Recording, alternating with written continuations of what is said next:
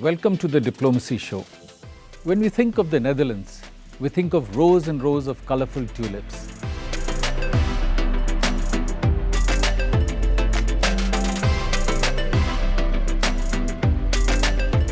A country 20% of which is below the sea level, and yet generates 40% of its GDP from that part and uses engineering marvels and dikes to protect that area. Among the pioneers in wind energy, a magnet for tourism. And Netherlands has had a historical relationship with India. It was among the earliest European countries to come to India after the Portuguese, but had to give up its Indian possessions to the British after losing to them in the Anglo-Dutch War in the 17th century. But there are still historical legacies of that period, both in the south and east of the country. And there are more than 200,000 people of Indian origin in the Netherlands today, reflecting that association as well as subsequent Netherlands' relationship with other European countries who are present in India, and large number of Indians going from here first to Dutch Suriname and then on to the Netherlands.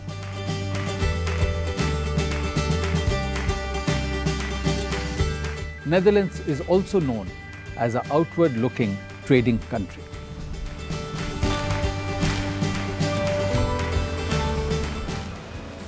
Several iconic international organizations, the International Court of Justice, Permanent Court of Arbitration, International Criminal Court, Organization for Prevention of Chemical Weapons, are headquartered in the Netherlands, which sees itself as a votary for international legality and order. To walk us through all this, we have as our special guest today, the Ambassador of Netherlands to India, Marten Van Den Berg. Marten, welcome to the show. Thank you so much, Arun. So I wanted to start by referring to your own career in the government and in diplomacy. And I saw in your CV that you spent a large part of your career in terms of economic policy, economic diplomacy. So tell me, based on your experience, what role does economic diplomacy now play in national foreign and security policies? Because earlier a lot of people argued that had no role. Today it gets a lot of prominence. In fact, President Trump in many of his policies has been focusing on economic issues, on trade, on technology issues, which has been impacting on trade negotiations all over the world. So what has been your experience in the working of embassies and governments in terms of role of economic policy in national security and diplomacy? I think international trade and investment relations are very important, not only today, but if you look at the history or even the history too of India, the Silk Route, I think trade plays a key role and is very much connected to security issues and vice versa. Investment relations are very much related to key issues like security. So economic diplomacy is very important also if you deal with security issues. And especially today in a digitalized world where we see a lot of concerns about cybersecurity. And it also has to do with companies, with the private sector, how private companies operate, very much related to security concerns. So I think they're very much connected to each other. If you have a very strong economic relationship or a strong trade partnership, it's sometimes easier to address concerns on security, concerns on political issues, because you have a good relationship. And the Netherlands, then both countries have stakes in each other if they have a stronger economic partnership. Absolutely, yeah. Your Prime Minister, Mr. Mark Rutte, was recently awarded the Global Citizen Award in New York. And of course that no doubt also reflects that the Netherlands sees itself as internationally very integrated, internationally oriented. But I find that very often he goes to work on a cycle. And he also goes once a week to teach at a school. So how do people in Netherlands relate to this kind of approach and work, which is not seen as normal for a head of government? But it is seen as normal in the Netherlands. And Prime Minister Rutte, he is also very popular because on the one hand he's a citizen of the world, he pays a lot of attention to international relations, and at the same time he's really connecting with people in society. Cycling is a normal thing to do in the Netherlands. We have more cyclists than people living in the Netherlands. We are very keen that we have safe biking routes, biking lanes in the Netherlands. And Prime Minister Rutte is someone who really likes to bike. It's environmentally friendly, it's healthy. And it's safe. Also in the Netherlands it's still safe for a Prime Minister to go around on a bike without many security concerns. So safe from the traffic or from the law and order point of view? Both, because of the bike lanes and car drivers are used to cyclists, it's relatively safe. And does this push come from environmental concerns or more health concerns? So what is behind this? Both, but also it's, if you look to our history, we like to bike, and yeah, we have to be honest, Netherlands is a flat country, so it's relatively easier to bike than, for example, in parts of India. Biking in the mountains, of course, is more a challenge than biking in a flat land. I remember this very iconic picture of way back in 1974 when there was the international oil crisis. And I think at that time the then Prime Minister of Netherlands had used a bicycle to go to work, and people had noticed that as something that had done. But in terms of going to teach in a school, why has he been doing that? He's doing that because he wants really to connect with people in society and with young people, with children. He's very much interested to get ideas of the young people. And I think teaching is a wonderful way of getting connected with children. And he really also is teaching in a neighborhood with a lot of immigrants. So he's really getting a good picture of what's happening in society. And I think it's key for a politician to stay connected with the people of your society, especially for a prime minister. Marten, of course, you've been as ambassador in India for about a year. But have you had previous experience in India, exposure to India, or is this the first time you've come to India? No, actually India was really my first choice to be ambassador, because I have been many times to India before. When I was a student I did some backpacking in 1987 India, so I went by public transport around in India. I've been many times in G20 context to India. And actually my wife is half Indian, so we have a lot of Indian family here. So besides being an ambassador, I have a lot of connections with India, and we are very, very happy to be posted in India. The King and Queen of Netherlands, King Willem-Alexander and Queen Máxima, are to visit India very soon. Now, in terms of a democratic country where people elect their government, what role does the royal family and the royal couple play in Netherlands? The royal family plays quite an important role. First of all, the king is head of state, but he has no political responsibility. All the political responsibilities are among the ministers in the cabinet. Also, he plays a very important role in international relations. I think the state visit to India is a wonderful example of it. The Netherlands is maybe one of the most globalized countries in the world, so international relations are key for the Netherlands. And the royal family plays a very important role in connecting the Netherlands with other countries. Your present king, I understand, had also visited India earlier when he was a crown prince. And the Queen had also visited India recently, because she is the special representative of the UN Secretary General for Financial Inclusion. So what is the kind of role they've been playing in that context, and what are you looking forward to from their visit? They both are looking very much forward to visit India. They really enjoy India. I had a conversation with both of them this year about this state visit, and they're very much looking forward because they both have been visiting India. Also the king who has been here as a crown prince. So they play an important role because if you look to the relationship between India and the Netherlands, lots of things are happening. There are very strong relationship in terms of shared values, in terms of shared commitments on dealing with global challenges. Trade and investment relation is very, very important, increasing. And we are really looking forward to further intensify that relationship, to bring it to a so-called next level, as we call it. And the royal family can play a very important role in that. When the King and Queen visit India, clearly there will be a lot of focus on the bilateral relationship between India and the Netherlands. So from your perspective, what are the areas of strengths in the bilateral relationship, and what are some of the continuing challenges that you see? Well, the strength, as I said, are the shared values. A strength is the people-to-people contact. The strength is very much in the trade and investment and innovation relationship. More than 200 Indian companies are based in the Netherlands, using the Netherlands for their European activities. More than 200 companies, Dutch companies, are here in India. Companies already here for a very, very long time.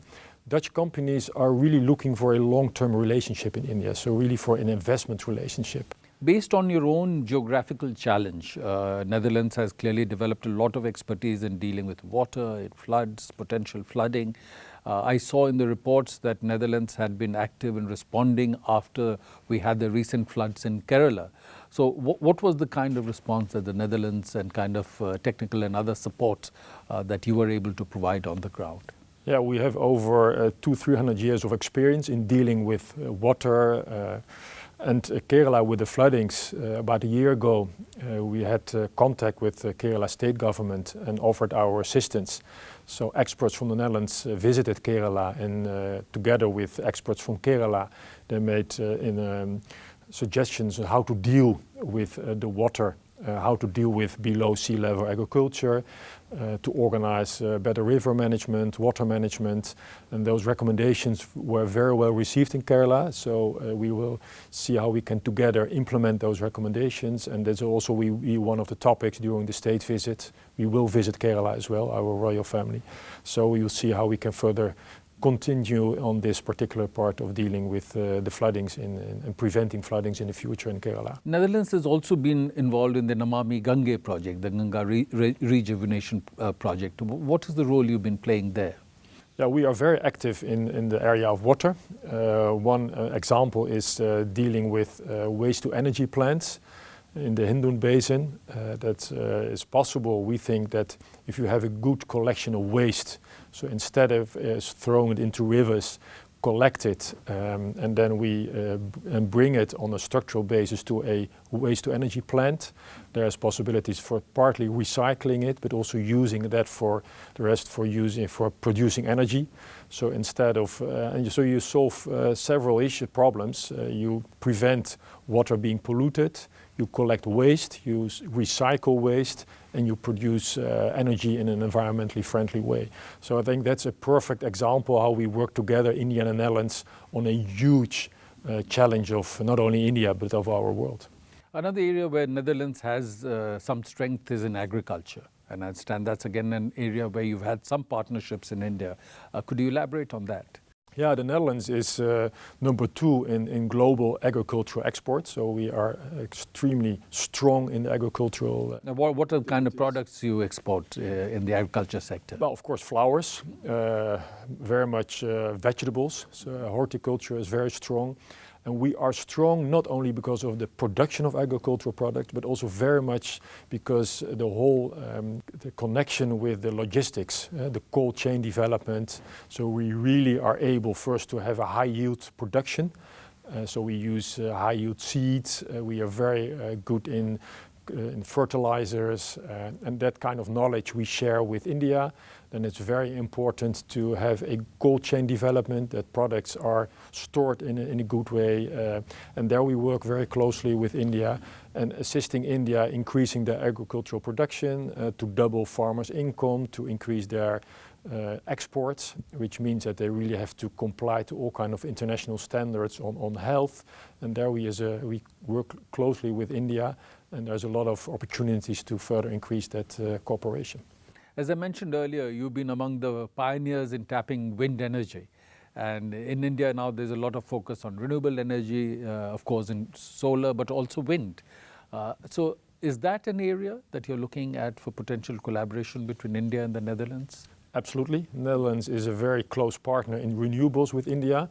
First of all, the Netherlands is partner in the International Solar Alliance, and India was one of the founding fathers of the Solar Alliance, and we very much support this alliance. The Netherlands is good in all kinds of technologies relevant for solar energy, for electric mobility, dealing with solar energy and the grid system.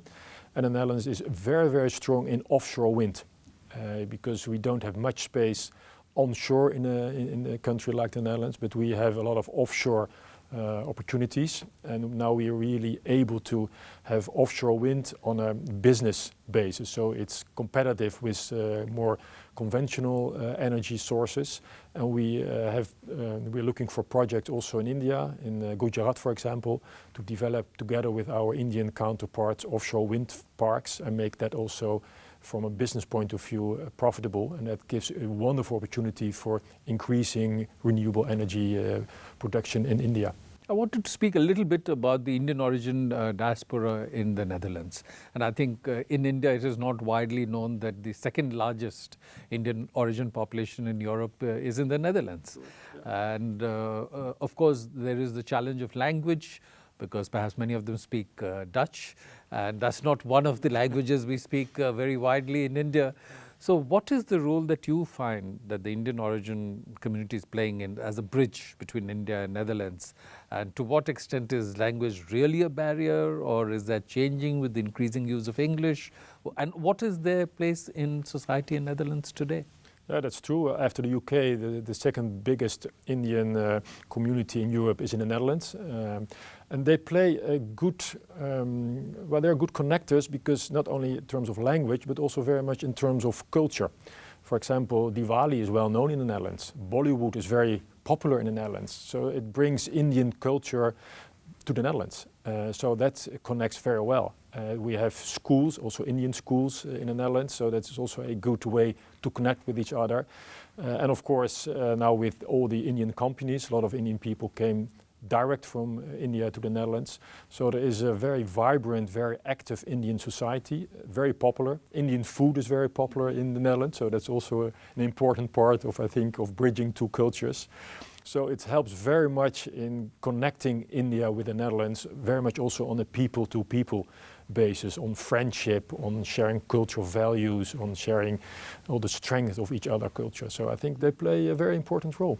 That's wonderful. Marten, I want to speak to you briefly about the regional and foreign policy interests and challenges for the Netherlands. Has the problems of Brexit and the difficulty in enabling Brexit to happen sort of given a message to other European countries that they should really stay part of the Union and not look at any kind of dissociation from that? Yeah, I think people saw what's happening with the Brexit, and the Netherlands is very much regret the decision of the Brexit, but at the same time, of course, accept that democratic decision. But I'm sure that many people see what is happening, and they don't want to see it happening with their own country. Many are arguing that Netherlands might benefit from Brexit, that many companies that are today located in Britain might move to the Netherlands to tap the European market. Do you see that happening? Yes and no. On the one hand, the Netherlands, being a very open economy, is very much exposed to the economy of the United Kingdom. Mm-hmm. And of course, one way or the other, after Brexit, we will see some borders between the 27 EU countries and the UK, and that will have definitely a negative impact on trade and investment. The Netherlands is a member of NATO. Today there are lots of messages of uncertainty, unpredictability coming from the US, from President Trump, talking about the allies needing to do more, bear a larger part of the burden. The US is overcommitted. So is this causing any anxiety in Netherlands about the transatlantic alliance? Well, we still very much believe in the transatlantic alliance, and the Netherlands shares about 200 years of history with the United States, and we will never forget what their role in World War II. And they are still a very strong and very important partner for security, for trade and investment.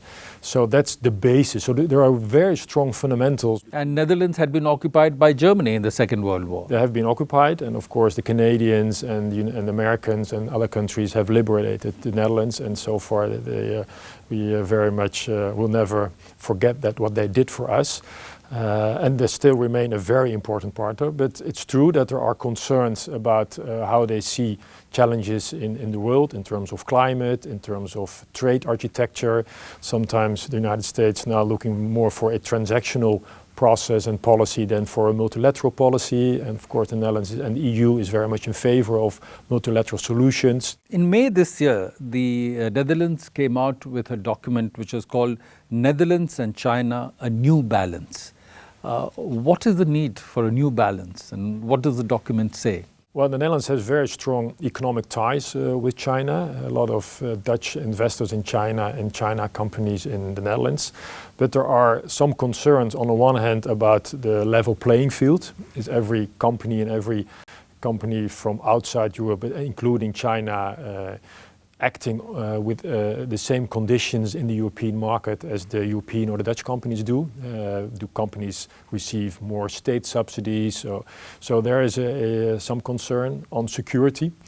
Companies who are working in our what we call critical infrastructure, whether it's the IT infrastructure or the port infrastructure, well, we will look into it whether there's a security concern, and that requires transparency of companies. And there is sometimes a concern of state-owned enterprises, and we know that China has a lot of state-owned enterprises. So we try to find a right balance between economic ties and security concerns, and that also has to do with companies operating from China. The European Union has had some difficulties with Russia, including related to Ukraine.